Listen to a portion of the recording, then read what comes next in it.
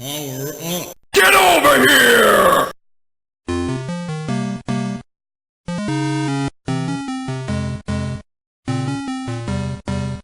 Hello, everybody out there on YouTube. Once again, it is the three middle-aged dudes just bullshitting about nothing. I am the Reverend. The Thing here. And Gray Mouse 1. And in this video, continuing along with the positive vibe that we had going on with the previous video, we are going to talk about games that, or actually gaming purchases that we made throughout our long, 20, 30 plus years as gamers that actually turned out to be a lot better than what we expected. Something that we just picked up as an odd or off purchase that we're like, oh, well, I just have enough money to go ahead and do this. I don't know what it's really about. Let me just go ahead and pick it up. That turned out to be fucking golden, okay? These are the type of really niche games or things that we didn't even know about that turned out to be great, especially considering in the age that we grew up in, and I don't want to sound too old, but not everybody had internet access in their homes. So they didn't have access to what you have, which is YouTube reviews, Metacritic, or any other fucking, forum or gaming website out there that's going to give you the lowdown on your purchase. With that, guys, floor is open. I know we could go on in length. Give me what you got. Shit. From the top of my head, I remember the games that you guys suggested to me, and I was like, okay, maybe I should, give these games a try since it's my homeboys, my friends, and these people that I trust, and these guys have been gaming, and they know my taste. So I remember Gray Mouse and Theory. They recommended Chime. They were like, Theme, this game has you written all over it. And I was like, okay, I'll give it a try. Next thing you know, I am totally pasted on this game for weeks. Another one, Bejeweled 3 is something that I didn't even need to play the demo of, period. I just saw it, and I bought it, and I was, once again, pasted on it for weeks. Yeah. Legacy of Kain Defiance was one of the best purchases I've ever made in game. And I will still play that game to this day. Portal was something that was just like, look, play this game, because once again, it's funny because Theory, he came over to my place and he's like, play Portal. He sat there and watched me play through this whole game for about 3 hours. Well, he didn't even say a word, and I was just... Well, let's I know we probably have a long list that we can go ahead and mentally go off, but let's go into a little in-depth about what got us with our particular purchases and our particular titles, and why it fucking struck us so well and why it stuck with us. So if you mind to rewind just like 2 minutes there, Theme, go over like some of the things that really stuck out to you with some of those games that you just mentioned. Okay, Legacy of Kain Defiance. The soundtrack is one.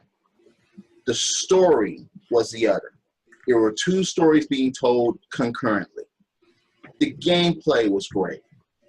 And it was one of those games where, yeah, it was a sequel because there was, this is Kain and Raziel. But when I played this game, I was just like, wow, this is one of the main reasons why I love video games. It took me back to a point where I was like, this is why I game. The shit like this. Yep. Defiance. If you've never played that game, please go play it. It's one of those games that was kind of hidden and swept under the rug compared to the other games, but this game speaks volumes. Yep. What about you, Gray Mouse? What are some of the things that really stood out to you as one of those hidden gems, or maybe a surprise to you that you didn't really expect when you actually made the purchase? Well, I got 2. One, like you said, back in the day when there was only a television commercial and pretty much word of mouth, whether or not a game is good or not. So I would have to say we just bought, or my mom bought Legend of Zelda on a Whelm. And from that moment on, I was fucking hooked. I mean, being an open world at that time, you know, and then you have to actually find the dungeons and you have to find certain things. That was kind of new.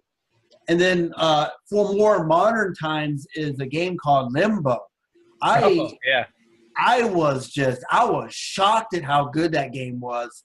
It was just insane, just the mechanics of it, the darkness, you know, and that was one of the great games.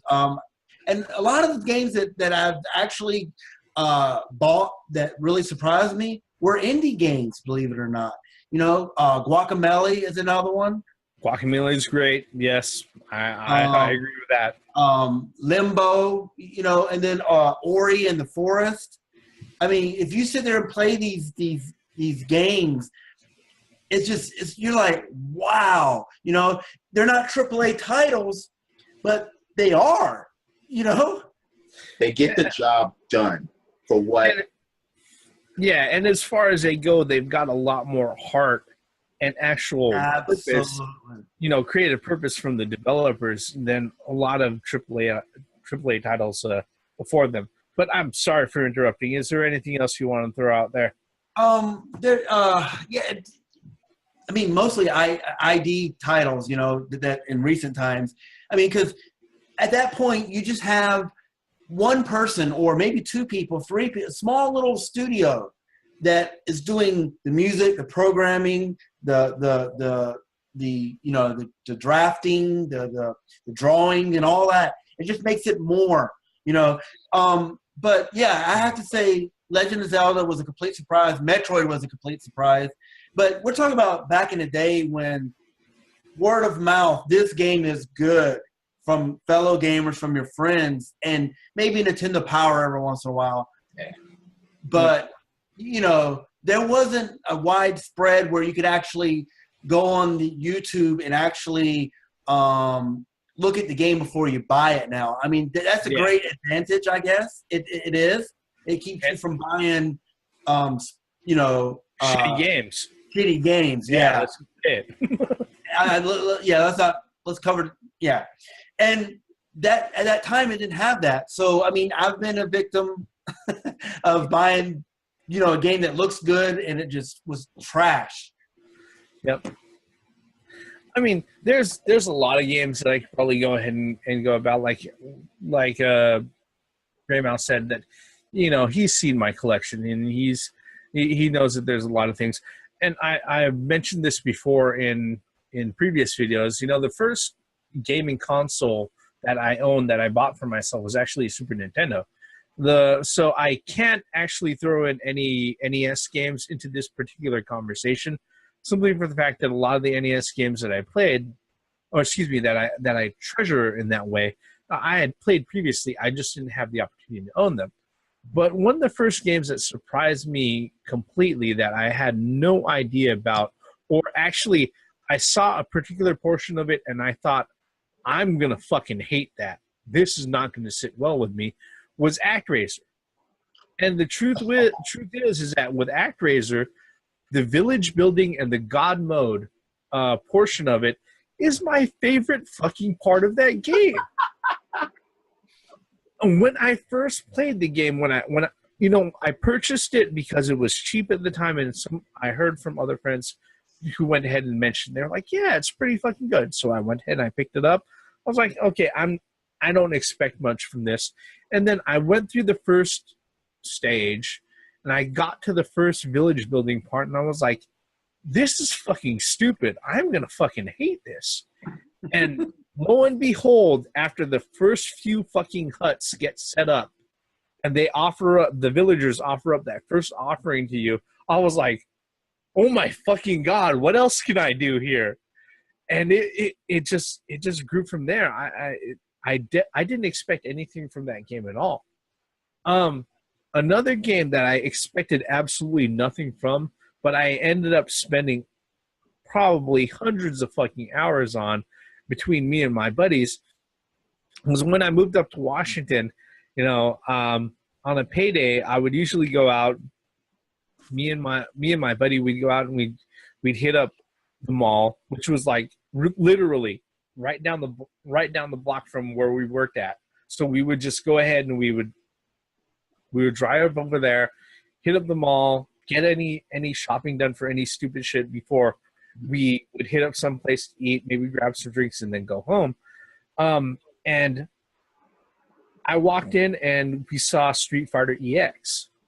And we sat there. I was sitting there. I was looking around at things. I was like, you know what? No, none of this stuff looks good. I mean, I think week before I picked up Romancing Saga for the PlayStation, which is a piece of shit. I don't care who fucking defends that thing. It's a piece of shit game. All right. And we were looking at things. I'm like, dude, there's nothing here that I really like. And he was like, dude, it's Street Fighter. I was like, but I was into Tekken and Virtua Fighter and all the 3D games and everything else. He was like, dude, it's in 3D. Come on, go ahead, pick it up. This, you'll probably like this shit. I was like, nah, man, this is. Let's just say that at that time for my PlayStation, I had the normal digital controllers that didn't have the analog sticks. All right. And I would sit there, I would swap them out. I would use one for about a month and a half, or a month and 2 months. I swap it to the other one, and so I could use that. And they were very, very fucking crisp. Okay. Over the next 4 weeks, we put about 6 months worth of fucking use on each and every fucking controller, where those things were so fucking loose. By the time that the actual DualShock came out and I was playing on a DualShock, I couldn't fucking play them. In fact, I still have those controllers because when I play Street Fighter, those things are so fucking broken in. Those are the controllers I use to play them on. I did not fucking expect at all to go ahead and actually enjoy that game as much as I did. I have 3 games next. And one of them I even let Gray Mouse borrow was Crimson Skies. I remember playing this game in front of a couple of buddies in my home, and I'm playing this, and we had to go out. And in the midst of playing this, a couple of, events and stuff like that, and I was like, nope. And I put the controller down, and I turned the Xbox off. And these guys were like, what the fuck, man? I was like, guys, look, you don't understand. If I didn't turn that thing off now, I would still be playing it. I have to go. The game is that fucking good, but I have to turn it off because we have somewhere to be. The second game is N+. N+ is one of those indie games that took me by a whole bunch of surprise, because most games are judged by the way they look, by the way they sound, not by the way they play anymore. And when I first played this game, okay, you're a ninja, you're collecting gold. No. When you're used to ninja games, you're used to, okay, if you see platform, okay, fine, you're a ninja. You can go all the way up and come all the way down. Not N+. If you fall a certain distance and you got nothing but concrete below you, you will fall, you will crack your body to bits, and you will die. Yep. And when I first did that, and at the lower left-hand corner it said, ouch, I was just like, wait a second. So this is not going to be an easy ninja type game. So I kept playing it, and about 15 minutes later, I was like, this is amazing. This is actually something I can partake in. Another ninja game is Ninja Gaiden for the NES. I remember first playing it and being kind of upset because it wasn't like the arcade version of Ninja Gaiden. So I was a little jaded by that. Yeah. And then when I kept playing it, and I kept playing it, and I kept playing it, and it had a story behind it. And that's what really kind of gripped me into the game. Yes, the game was hard as hell, especially, me being young, me trying to play it and all that. But it was a good game. Yes, you just have to master the patterns and the respawning of enemies if you get that, and so on and so forth. But it was one of those games that actually took me by surprise because of the way of the mental picture that I had walking into it. oh man, this is not like the arcade. What the fuck? But then my mind was instantly changed once the game progressed. Yep. I mean, there are a lot of games where you sit there and you pick up from the arcade, and you expect them to be. You kind of expect them to be one way. I mean, it was kind of like that with the NES Writer for my thing. And a lot of people don't like the NES Writer, but I actually like it a lot. But it you know, the problem with the NES Writer is that for the purpose of this particular conversation, I had seen it playing. I'd seen many friends play it many times before I actually purchased it. One of the games that really, really got me, and I wasn't expecting this at all, is a game on the PlayStation called Incredible Crisis. Okay. You've actually played it at my house, Theme. What it is that it's a collection of mini games that are themed after movies, where you sit there and you play through it and you pretty much follow this family, this average Japanese family through their day as all this sort of weird shit happens, okay? Like the father, he goes in and he does, you know, the morning calisthenics and exercises. His dad's calisthenic and exercises with his employers. And it's a rhythm and music game when it comes out with that. And then, you know, later on he gets stuck in an elevator that the cord gets stuck and he has to sit there and save his own life as elevators plummeting doom. And then he finally gets out of there, and it turns out that the city is being invaded by aliens. Everything just keeps on happening. It's all this crazy fucking shit. And it's not just for the father, but it's for every fucking member of the family. You know, the wife, the daughter, and the son, they all go through all this crazy shit. And when I first purchased this, all I saw was a dude that looked like a volcano with his head fucking exploding, right? An Incredible Crisis. And it was being marketed for 20 fucking bucks. For when I picked it up, I was like, I'm not expecting shit from this fucking game. You know, I'm like, I'm not even going to be surprised if I sit there, I pop it in, and later on in the afternoon, after about 15 minutes, I never pop it into my PlayStation again. But I obsessively played through that fucking game for weeks to go ahead and get everything done. And it's just a great fucking game, you know? I have two more. One of them was you, Reverend, recommended to me. Phoenix Wright. Phoenix fucking Wright, man.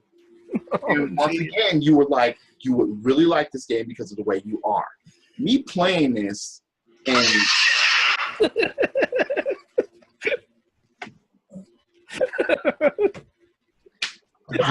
I was floored how gripping this game was.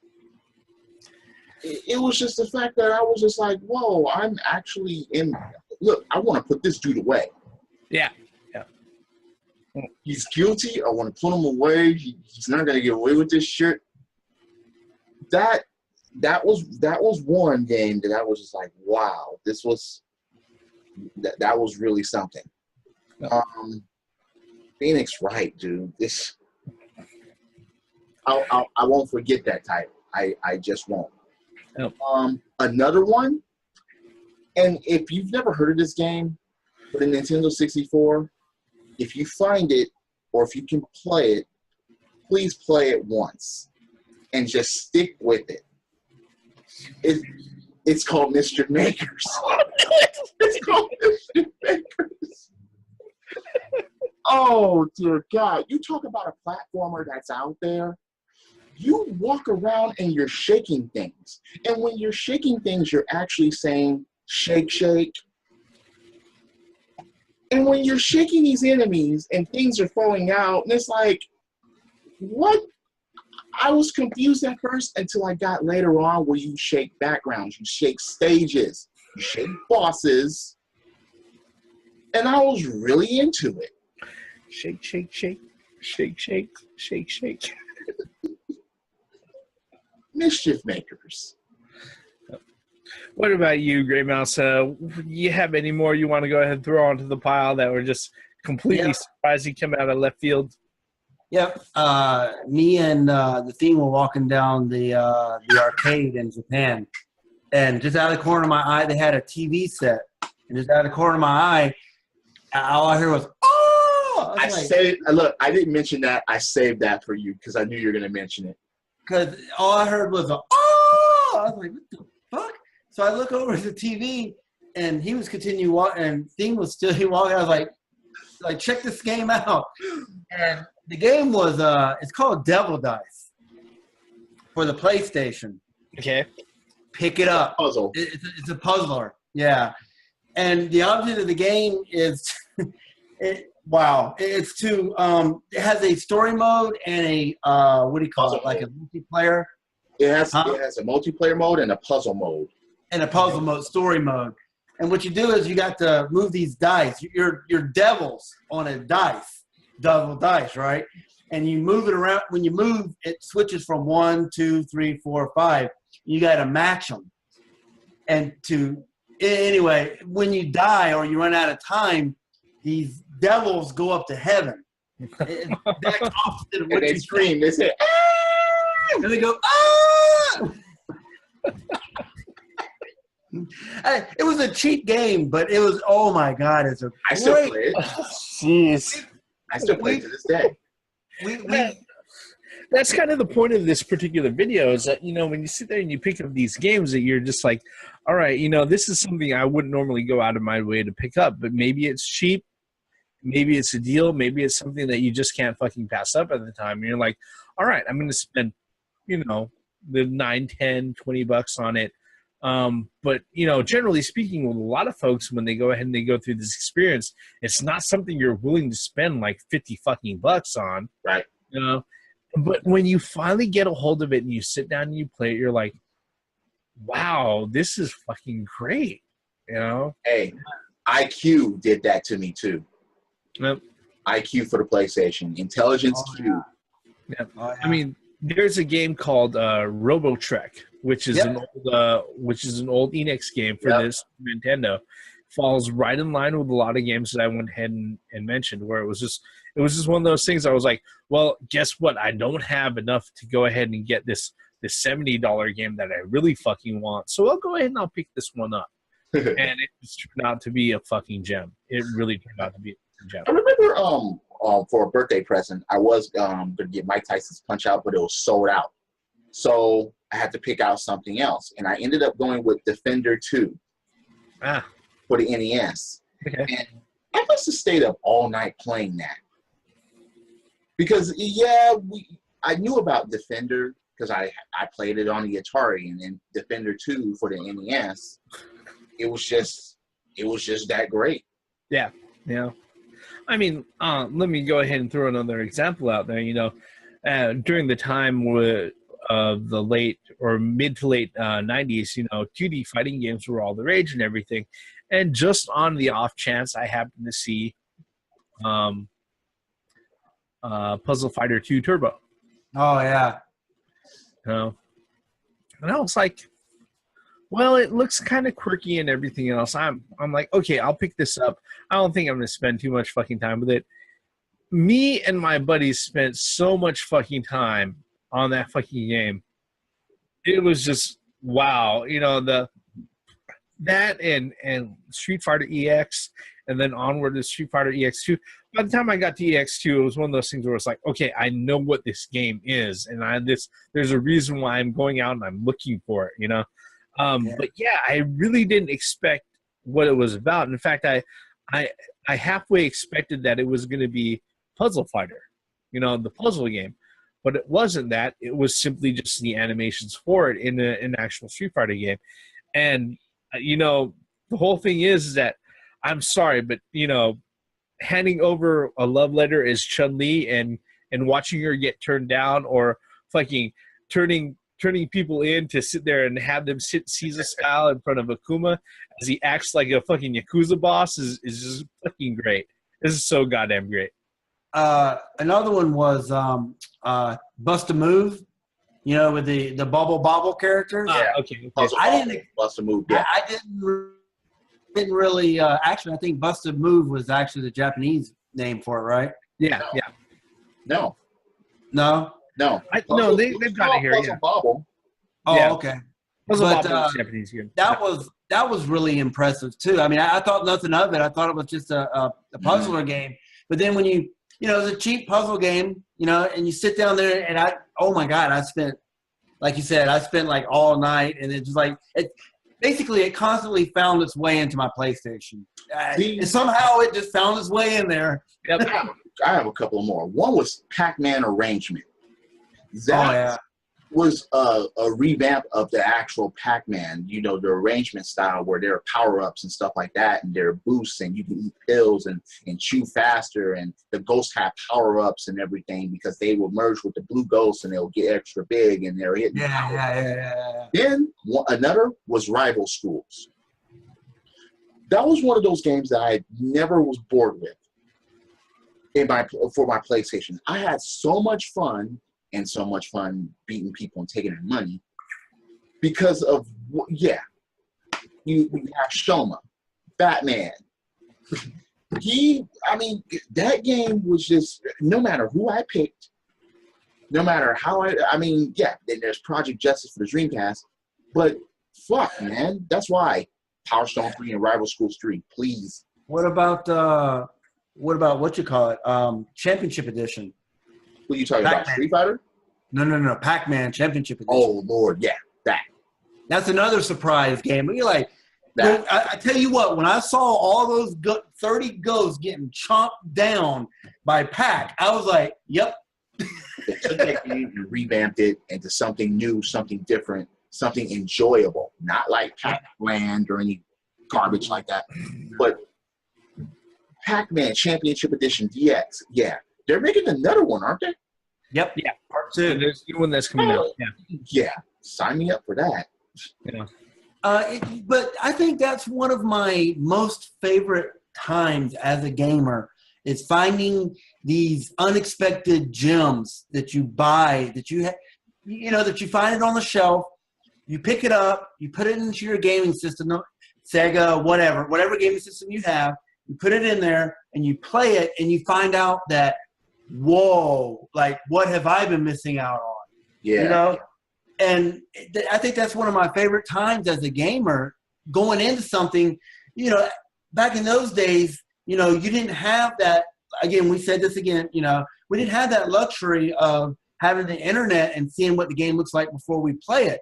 Yeah. But, having that opportunity to pick up a game on the cheap, put it in your system, and actually it ended up being a good-ass game.